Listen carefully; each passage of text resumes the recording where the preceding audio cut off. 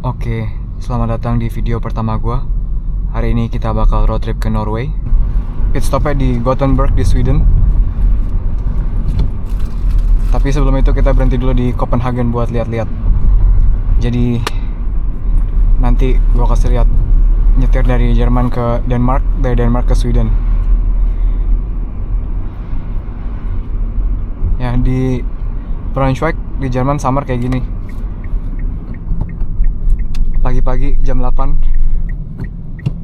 suhunya 18, mendung, tipikal cuaca Jerman.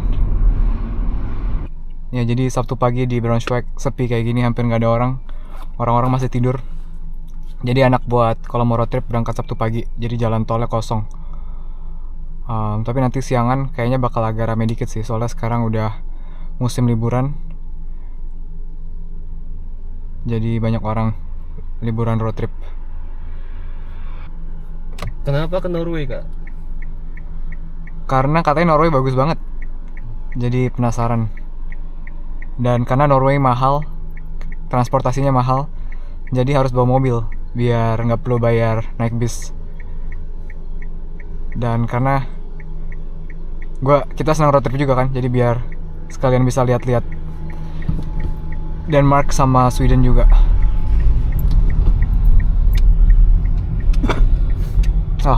Paling malas di kota tuh banyak banget lampu merahnya.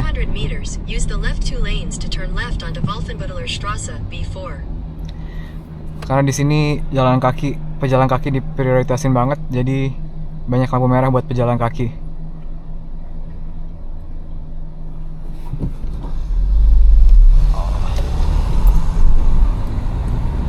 Oh, gue lupa, kita mesti riset dulu tripnya biar tahu ntar kita berapa jauh. Kira-kira trip dari Braunschweig sampai Norway sampai balik lagi kita kira-kira bakal 3.000 km. Dan itu jarak yang biasa banget kalau road trip di Europe kalau liburan. 3.000 meter di Indo mana sampai mana itu, Kak? Kayak sampai Bali, sampai Surabaya nggak nyampe 1.000 kan. Jadi pulang Banyuwangi 1.000. Jakarta Banyuwangi 1.000 kan. Jadi kalau pulang pergi Jakarta Banyuwangi pun masih 2.000. Kita di dalam kota, jadi speed limitnya masih 50. Nah, di sini mesti hati-hati kita karena ada speed kamera. Nah, ini speed kameranya nih. Kalau ditilang, misalnya kita nyetir di speed limit 50, nyetirnya 61, ditilang kira-kira 30 euro, 500 ribuan. Tapi ada teman gue katanya, dia speed limitnya 50 tapi dia nyetir sekitar 70, kena tilang sekitar 60-70 euro, jadi 1 juta. Lumayan lah, tapi bisa dibilang masih termasuk murah tuh segitu. Teman gue ada lagi di Swiss, speed limitnya 50, dia nyetir sekitar 60, kena tilang 300 euro, bayar 5 juta. Swiss gila. Ya, jadi Jerman walaupun negara yang bisa dibilang orang-orangnya cukup strict, kalau masalah nyetir lumayan santai lah. Masih boleh lebih-lebih dikit. Tapi negara-negara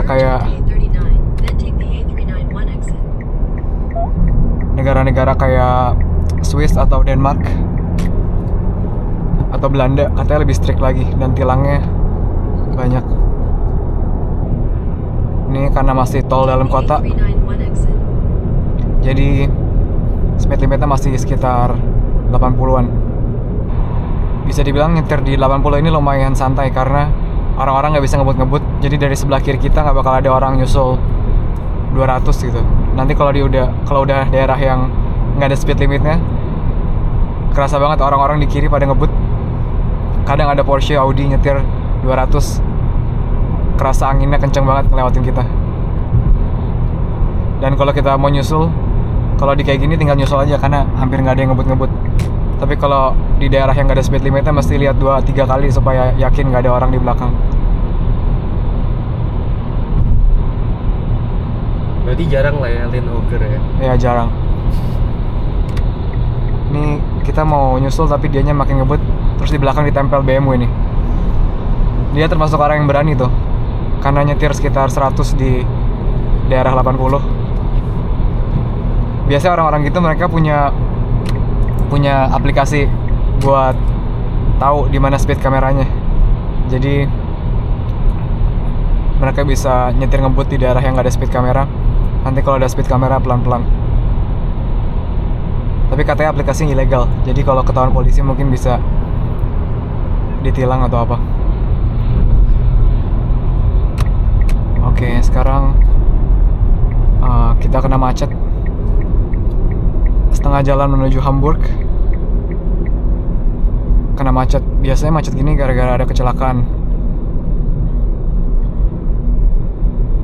Enaknya macetnya di sini nggak ada potong-potongan, jadi nggak perlu mepet-mepet banget. Kita bisa jauh-jauhan, nggak perlu terlalu stres, takut dipotong orang. Dan macetnya masih lumayan jalan lah, jadi walaupun manual juga nggak terlalu pegel. Tapi ini berhenti. Nah, jadi kalau di Jerman polisi di jalur tengah dikasih jalan dikasih jalan spesial. Orang yang di jalur kiri wajib ke kiri banget, orang yang di jalur kanan wajib ke kanan banget.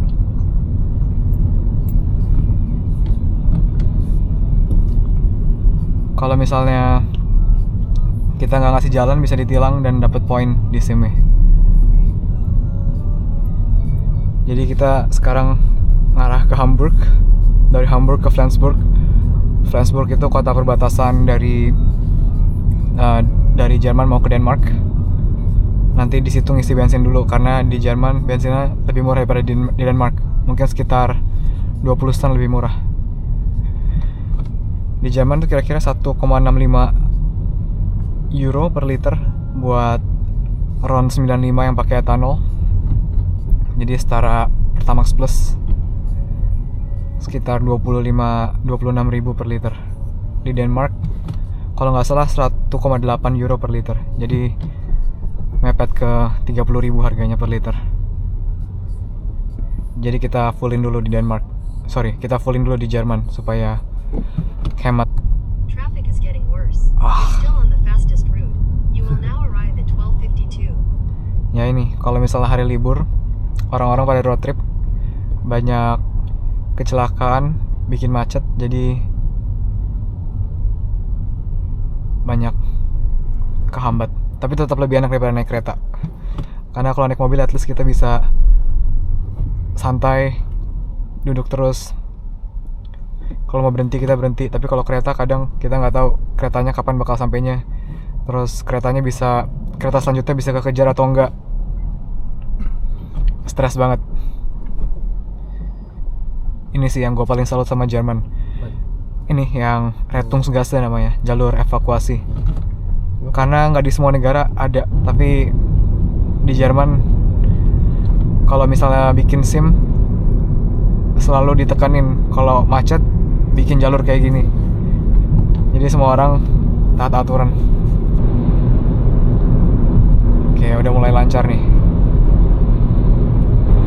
Semoga nggak ada macet lagi sampai Hamburg. Jadi di Autobahn kenapa kualitas jalannya bisa bagus banget? Karena di maintain-nya beneran serius.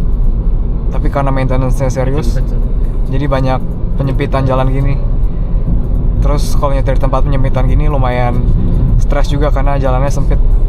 Sekarang untungnya nggak banyak truk, tapi kalau banyak truk jalur kanan kan suka lambat. Jadi kita mesti di jalur kiri.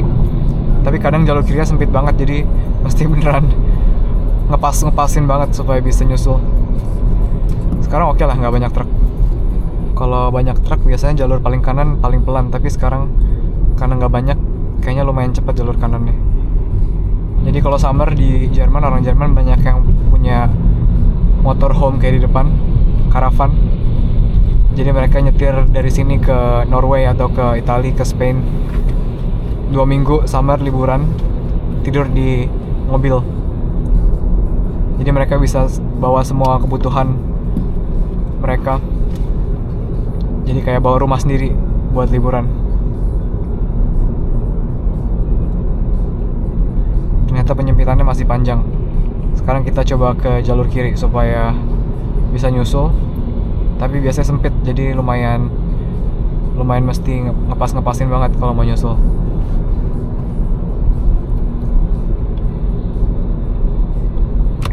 Oke.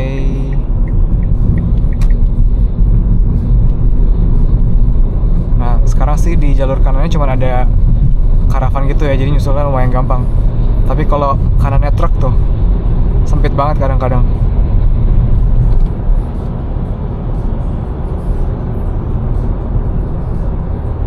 Kadang yang suka bikin bingung,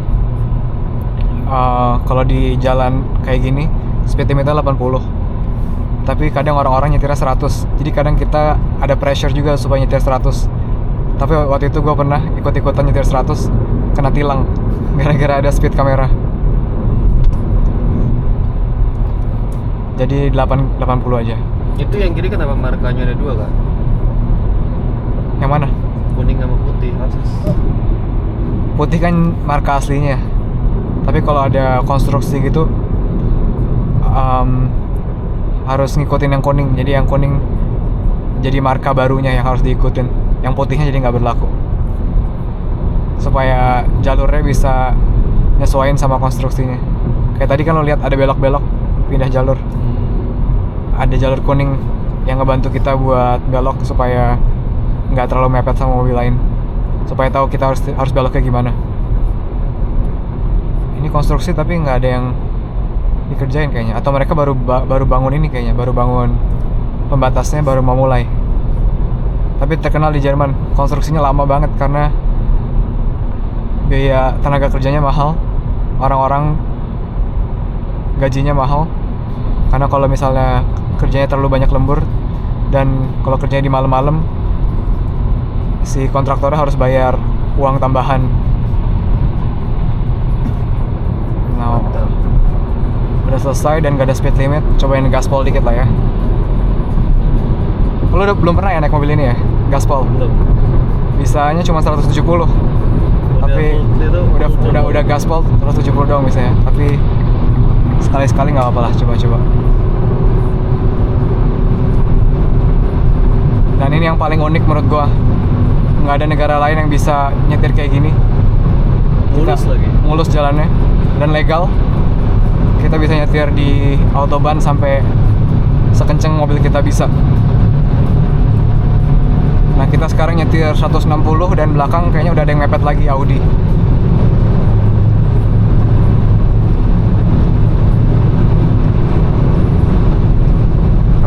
Nih udah hampir bisa dibilang udah mepet top speed. Wah 180 masih bisa kayaknya. Menurut gua kayak gini cuma bisa di Jerman karena pertama jalan tolnya mulus banget, dan yang kedua orang-orangnya taat aturan, nggak ada lane hogger, jadi kita bisa gaspol di jalur kiri, nggak ada yang ngalangin, nggak ada yang pelan. Kalaupun orang nyusul, setelah nyusul langsung balik lagi.